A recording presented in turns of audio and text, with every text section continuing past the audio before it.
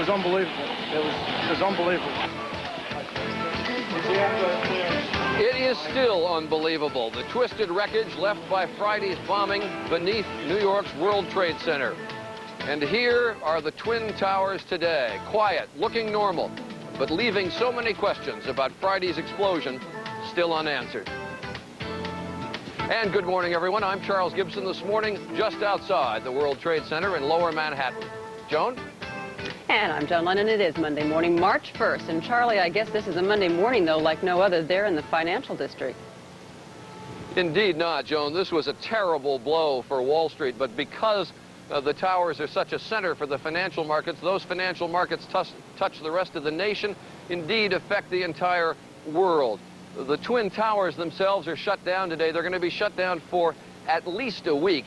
Most people think of the World Trade Center as just the towers, but it's actually a complex of 7 buildings, 5 of them much lower. The commodities exchanges, which are located here, will be open today in one of the lower buildings. They will be trading, not as normal, but there will be trading today.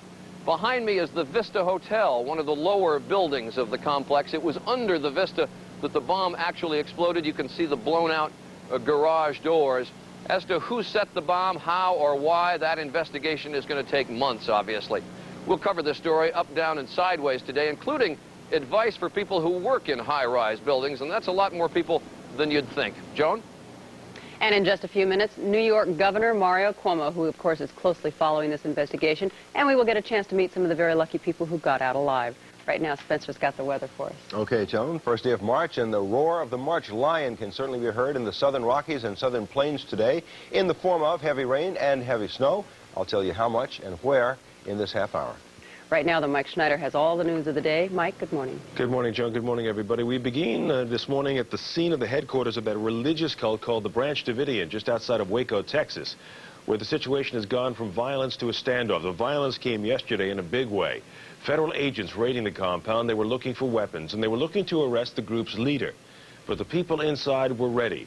And what came next was a shootout that went on for somewhere in the neighborhood of an hour. This morning, things are quiet, but they remain tense. About 50,000 people worked in the World Trade Centers before the blast on Friday. And the question obviously arises, what do you do with 50,000 displaced workers and the business? But normal here, 3 days after a bomb punched a hole in the World Trade Center. 5 people dead, more than 1,000 injured. And the question remains, who did it? Good morning, everyone. I'm Charles Gibson. This morning down in Lower Manhattan, just outside the World Trade Center. Joan? And I'm Joan Lennon. It is Monday, March 1st. And Charlie, behind you, I guess we're really looking at a 110-story ghost town this morning. Well, ghost town is a good term. The World Trade Center is really home for about 350 national and international companies. The towers are closed down today. They say will be closed down the rest of the week, so this is sort of a ghost town. This represents 10% of all the office space in Lower Manhattan. Day number 3 after Demolition Day Friday, with authorities trying to piece together a puzzle of what happened. They are sure it was a bomb that killed 5, injured more than 1,000 people, and left 1 still unaccounted for. From the pieces the FBI have so far, they say this was not a solo kamikaze-type act. We are not jumping to the conclusion that it is a terrorist incident perpetrated by any particular group, but that is a possibility, and our investigation will look at that possibility very closely. Possibilities, Fox says, a drug cartel, in particular the Medellin cartel, or a guerrilla group. Officials say traces of nitrate were found indicating TNT or dynamite and providing a clue why the blast created so much damage. The area is still unstable, so it's difficult to move anything. It's certainly difficult to get pieces of equipment in there, and there's going to have to be some preliminary shoring up before they can fully get into that area. The instability is keeping bomb experts away from the actual blast site. This will be an expensive act, costing some individual firms millions of dollars a day or more. From past experiences, officials don't expect to reach any conclusions for at least 4 months. There have been 50 calls claiming responsibility for the act, and the FBI says many more calls with pertinent clues and leads. Meanwhile, city officials say they will spend Monday mapping out a strategy with police and private sector security forces. On a bit of history to get this job done. In fact, I'm going to go back 20 years in terrorist records, back to the Munich Olympics, to find out exactly what path or if there's any clues to how this happened.